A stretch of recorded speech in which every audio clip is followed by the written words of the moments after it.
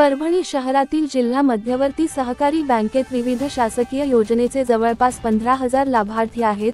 त्यामुळे अनुदानाची रक्कम काढण्यासाठी मोठ्या प्रमाणावर लाभार्थी बँकेत येतात। या लाभार्थ्यांसाठी बँकेत कोणतीही भौतिक सुविधा उपलब्ध नाही। बँकेत जाण्यासाठी लाभार्थ्यांना पायऱ्या चढून जावे लागते। ऑनलाईन फोटो यासाठी सुद्धा बँकेच्या आत पायऱ्या चढून जावे लागते। त्यामुळे वृद्ध दिव्यांग लाभार्थ्यांना त्रास होतो।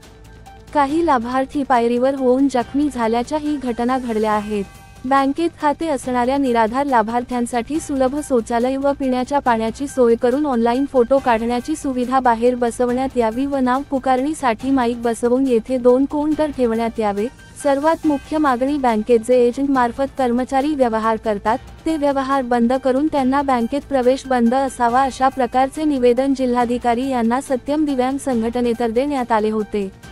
परभणी शहरातील मध्यवर्ती बँकेतील मुख्य कार्यकारी अधिकारी व्यंकटेश कुरुंदकर यांनी या निवेदनाची दखल घेत मध्यवर्ती बँक समोर दिव्यांग बांधवांसाठी पिण्याच्या पाण्याची सोय पाणपोई करण्यात आली, तसेच ऑनलाईन फोटो काढण्याची सुविधा सुद्धा बाहेर करण्यात आली। मध्यवर्ती बँकेतील कर्मचाऱ्यांच्या वतीने या दिव्यांग बांधवांचा सत्कार सुद्धा करण्यात आला। यावेळी सत्यम दिव्यांग संघटनेचे अध्यक्ष संजय वाघमारे, शाखा व्यवस्थापक राम चौखट, निराधार विभाग रोखपाल भारत पवार, कारकून मुकित देशमुख, गयाबाई हिंगे, अमोल पांगरकर, नितीन कदम, प्रकाश वावळे, शुभम कदम, सत्यम दिव्यांग संघटनेचे रामराज कांगणे, संतोष चोंधळे, जलील पठाण, सय्यद मोबीन, शैलेश नवघरे, रामेश खंडागळे, गजानन दुधारे, सुरेश पाचपुंजे, अहमद खान, अभिनंदन गुळवे, एजाज खान, सुरेश वावळे व इतर कर्मचारी उपस्थित होते।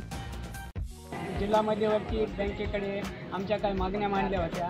त्या मागण्याची कुरुंदकर साहेबांनी, MD साहेबांनी दखल घेऊन इथं पाण्याचा जार आणि शौचालयाची व्यवस्था करून देऊन इथं जे थंबची मशीन होती ते मधामध्ये असल्यामुळं आमच्या दिव्यांगांना आणि वयोवृद्धांना याची अडचण होत होती। त्याचा आम्ही मागणी केल्यामुळं साहेबांनी त्याची तात्काळ दखल घेऊन ही मशीन बाहेर आणून आमची अडचण दूर केली। त्याबद्दल आम्ही बँकेचे शतश आभारी आहोत।